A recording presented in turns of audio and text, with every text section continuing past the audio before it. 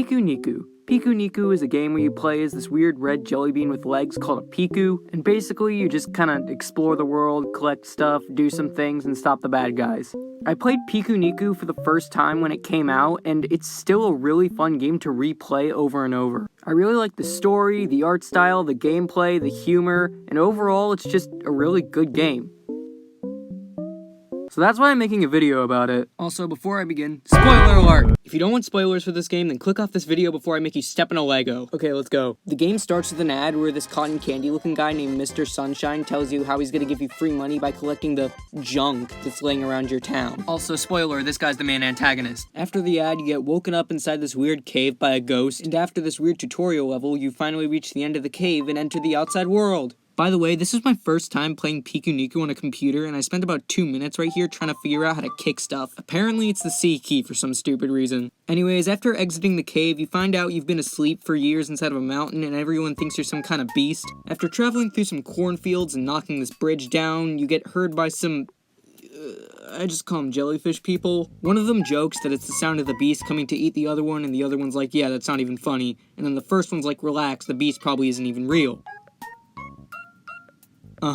After they walk away and then you walk for a bit, they both notice you and they both start throwing a hissy fit, and then out of fear, the first one kicks the second one onto you, knocking you out. You wake up inside of a cage and all the jellyfish people are freaking out because the beast is awake, but then they slowly realize that you're not actually that terrifying and they let you out on the condition that you'll fix their bridge.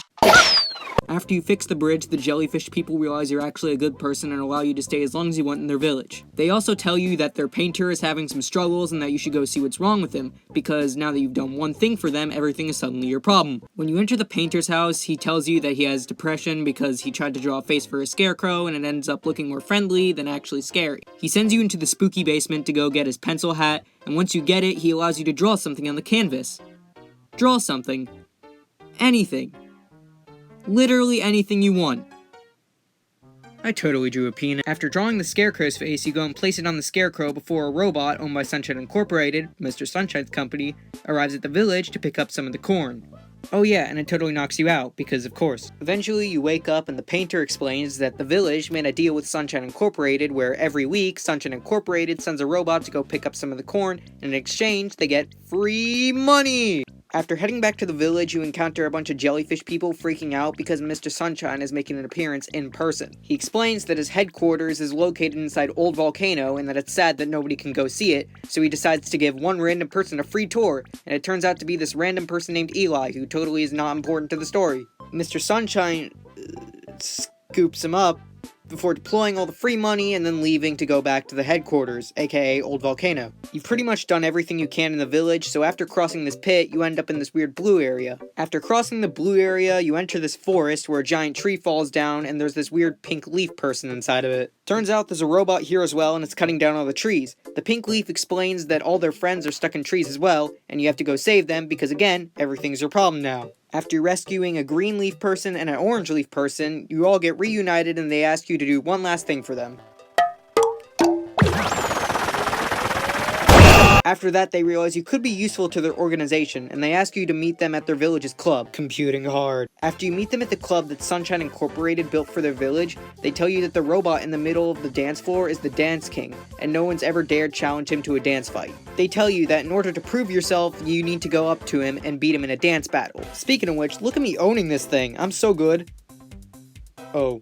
After beating the Dance King in a dance battle, the pink leaf comes up to you and gives you a metro card that you can use to enter the Tree Village's abandoned metro station. El Bunko. You enter the Leaf Gang's bunker and they show you around for a bit. Afterwards, they explain that Mr. Sunshine says he's taking junk, but he's actually taking essential resources from everywhere, and the whole free money thing is just to divert people's attention from it. They then explain that the robot in the forest is almost finished cutting down the surrounding trees, and soon it's gonna have to cut down their actual village, and they need your help with defeating the robot. This is where the first boss battle comes in. Basically how it works is the giant robot is flying above you at all times and you have to try and dodge its saw blade. Every now and then the leaves will throw these explosive pine cones at you, and if you kick them towards the robot, they'll do some damage to it. Repeat this 3 times and then you essentially win the boss battle easy peasy. After defeating the robot and everyone celebrates inside the bunker, one of the blue jellyfish people gets him because the green leaf was an idiot and left the door open. The blue jellyfish explains that in their village, another robot is also there harvesting all their corn, like we've already seen. They say that they like the free money, but they have so much of it, it's pretty much useless now. And plus, all their corn is soon going to be gone and they will have no food anymore, so they need your help with defeating the robot in their village. After traveling back through the blue area, you eventually arrive back in the valley, where apparently it's rain season now, even though you've been gone for a whole 10 minutes. In order to trigger the boss fight, you have to go into the cornfields, and since the robot's broken down because of the rain, you can just kick it and initiate the boss fight. Basically how this one works is you have to cross this giant area while the robot's chasing you from behind, and if you get sucked up at all, you have to restart from the beginning. Once you make it to the end, lightning strikes this weird machine the orange leaf made, charging it up. Once it's charged up, they simply press a button and it zaps the robot into oblivion. While you're all celebrating your victory back at El Bunko, an alarm starts going off made by the orange leaf, and then the power goes out because apparently he made it so that the power goes out when the alarm goes off, because design choices. When the power turns back on, this weird worm that appears out of nowhere, who I shall now call the Wiggly Boy, explains that he needs some help. He explains that him and his family live in a cave underneath a lake, and there's usually this pipe that water drips down from that they use to clean themselves and drink from, but recently the water stopped flowing.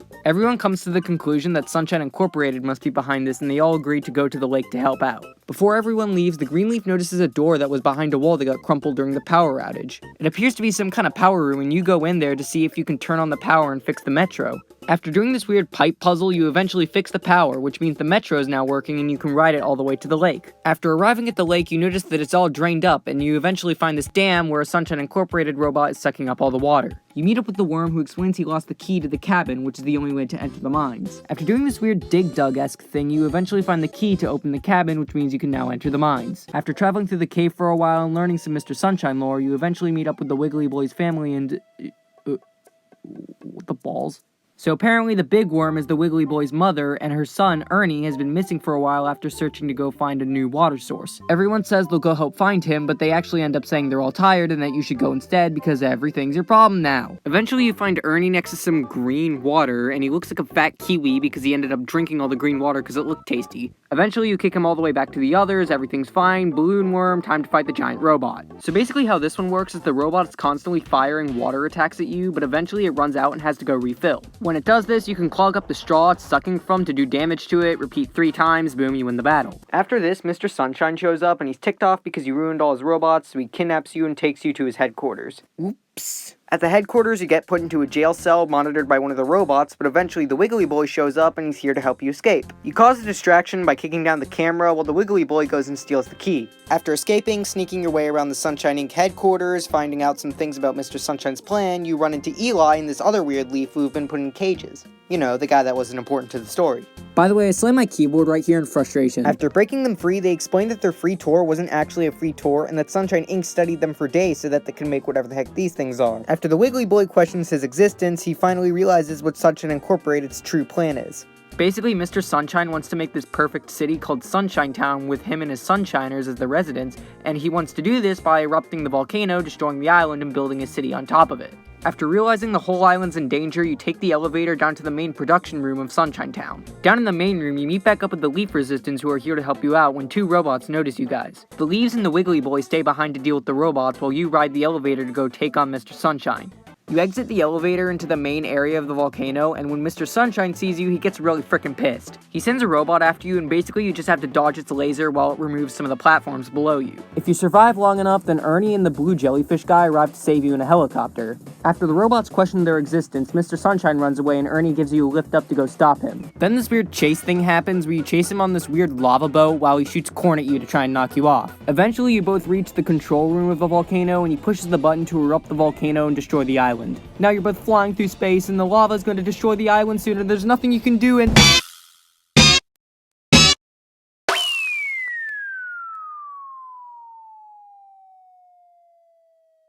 So yeah, it turns out defeating Mr. Sunshine was actually that easy the whole time. After sending Mr. Sunshine into space, you get sent to the back rooms where you reunite with your ghost friend you haven't seen since the beginning of the game.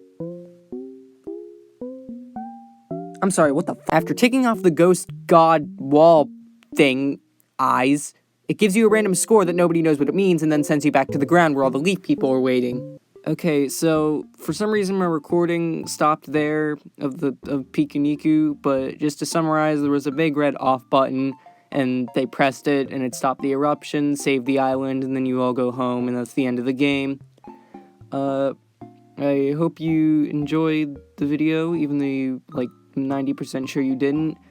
I didn't have a script for this, so, literally every sentence was a different voice line. If you couldn't notice the difference between my voices, you probably also noticed the, 15 trillion voice cracks I had throughout the thing, so yeah, sorry about that too. But yeah, that was Pikuniku, and I think it's a really cool game. There's a lot of stuff that you can do in it that I didn't mention in the video. So if you want to, you should play it. Okay, bye.